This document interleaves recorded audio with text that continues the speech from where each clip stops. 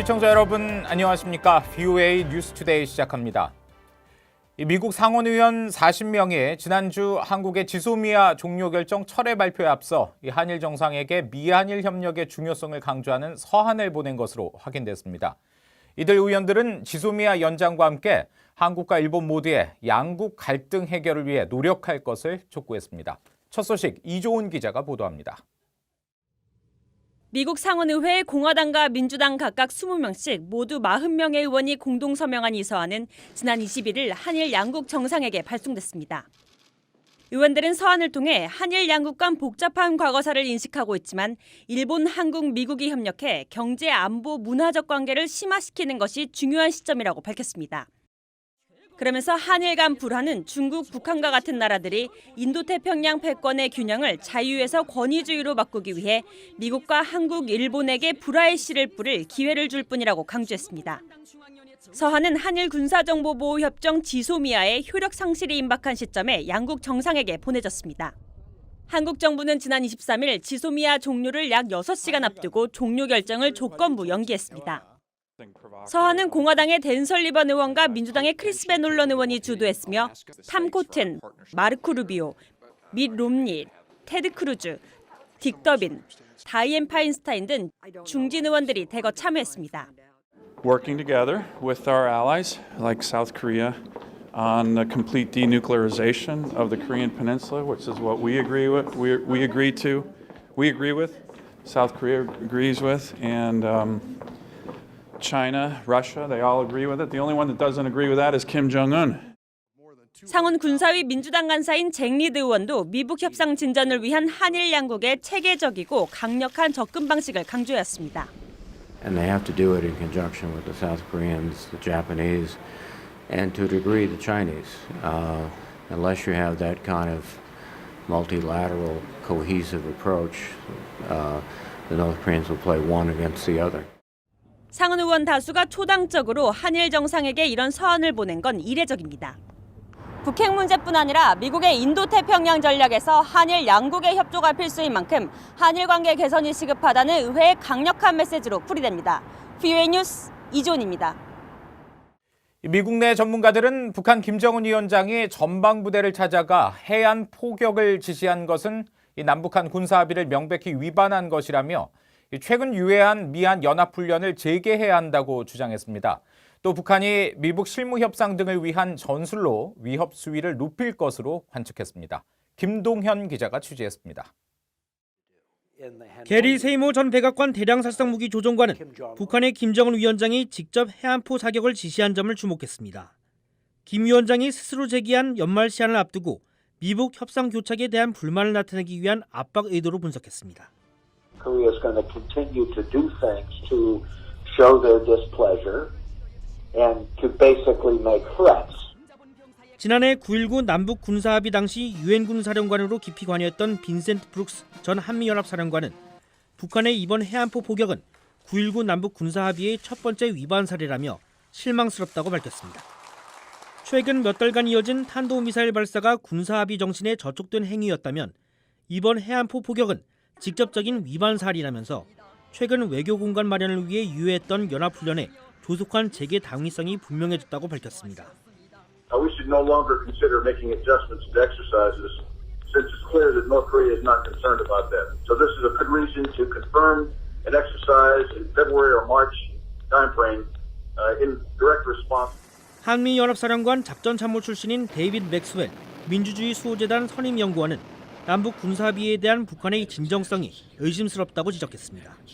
But North Korea has not been participating in those inter-Korean joint military committees. And so that's another indication of the insincerity of Kim Jong-un in wanting to maintain this agreement. 미국의 전직 관리들은 또 북한의 이번 해안포 포격이 한국 정부의 지소미아 종료 유예 결정과 연관이 있을 수 있다며 미한 동맹 분열을 위한 의도적 도발로 분석했습니다. VOA 뉴스 김동현입니다. 이 북한의 계속된 미사일 시험 발사는 인도태평양 지역의 가장 즉각적인 위협으로 남아있다면서 즉각 대응 태세 유지가 중요하다고 미국 인도태평양 사령관이 말했습니다.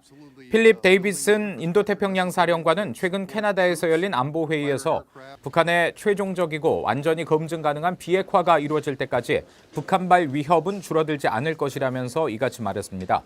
이어 올해 말까지 미북 간 실무 협상이 열리길 기대한다면서도 북한의 추가 도발 등 유사시에 대비해 즉각 대응할 수 있는 준비 태세를 유지하는 것이 중요하다고 강조했습니다.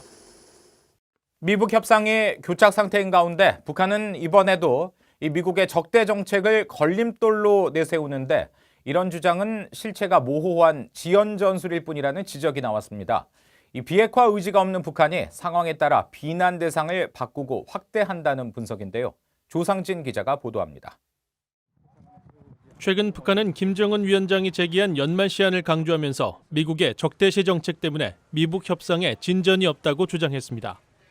러시아를 방문했던 최선희 외무성 제1부상도 같은 말을 반복했습니다. 최 부상은 미국이 앞으로 북한과 협상을 원한다면 대조선 적대시 정책을 모두 철회해야 한다면서 그 이후 핵 문제를 다시 논의할 수 있을 것이라고 주장했습니다. 에반스 리비어 전 국무부 수석 부차관보는 북한은 미국을 상대로 한 적대시 정책 목록을 수시로 바꿔왔다고 비판했습니다. 1990년대 북한에 대한 테러 지원국 지정에 이어 미한 연합군사훈련, 대북제재 등 북한이 협상의 성격과 목표에 따라 매번 적대시 정책을 내세웠다는 것입니다. The North Korean accusation of hostility or hostile intent or hostile policy is sort of a moving target. It's whatever happens to be on their list at the moment that they utter those words. 북한은 오랜 기간 미국의 적대시 정책을 비난해왔지만 그게 무엇인지 정확하게 정의하지 않았다는 지적도 나옵니다. 미국은 지난달 스톡홀름 실무협상 때도 안보 보장, 종전선언 등 적대시 정책의 정의가 무엇인지 북한에 물었지만 대답을 듣지 못한 것으로 전해졌습니다. 북한의 이런 태도는 40년 동안 계속돼온 일종의 지연 전술로 비핵화 의도가 없는 북한은 비핵화를 요구하는 미국의 어떤 행동도 적대시 정책으로 트집 잡고 있다는 지적도 제기됐습니다.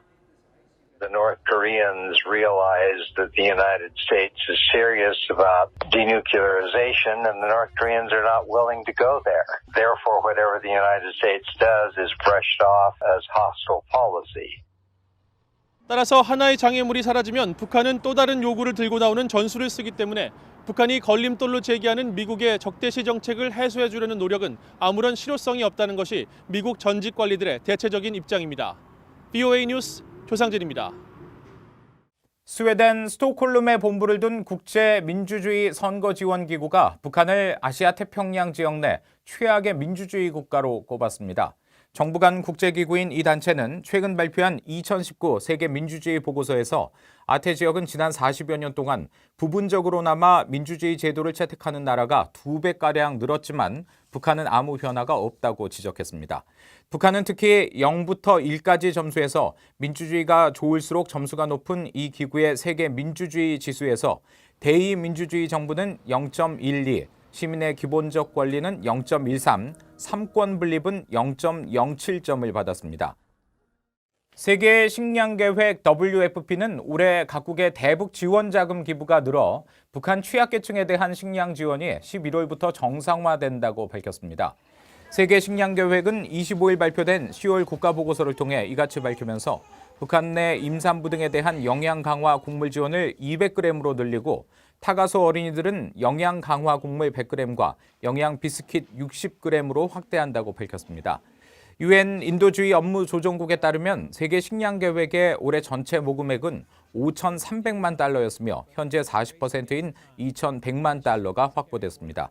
국가별로는 스위스가 가장 큰 618만 달러를 기부했고 이어 한국이 550만 달러, 러시아 400만 달러 등이며 UN 중앙긴급구호기금도 250만 달러를 지원했습니다.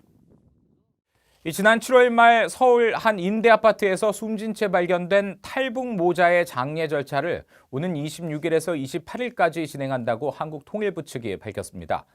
통일부 산하 탈북민 지원기관인 하나재단은 25일 보도자료를 통해 고 한송옥 모자가 사망한 지 6개월이 지나가고 있고 인도적 차원에서도 더는 고인의 영면을 늦출 수 없다며 이 같은 장례 일정을 발표했습니다.